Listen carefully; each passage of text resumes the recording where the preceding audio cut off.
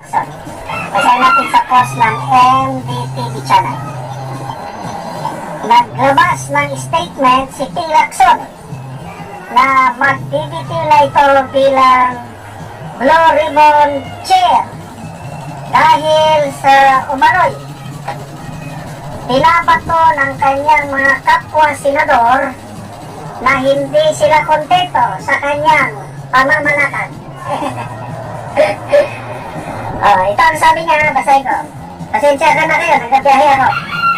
For the sake of my integrity, I decided to step down para pabulaanan na isa akong tuta ni Romualdez.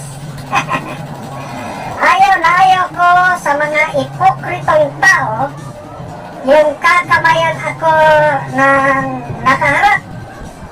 Tapos, tinitira ako ng patalikod. Dahil ang gusto kong laban ay harapan. Bilang dating sundalo, galit ako sa backfighter. Kaya ko silang harapin lahat kung ako lang ang nasa laban.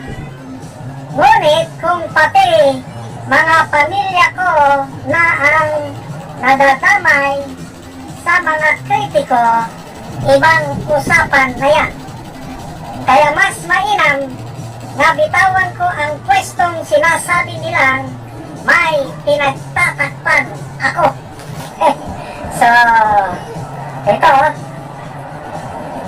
voluntaryo akong magbibitaw bilang Blue Ribbon Chair, effective immediately. So, yan po ang kaganapan. Depende rin yan sa Senate leadership. Ang Senate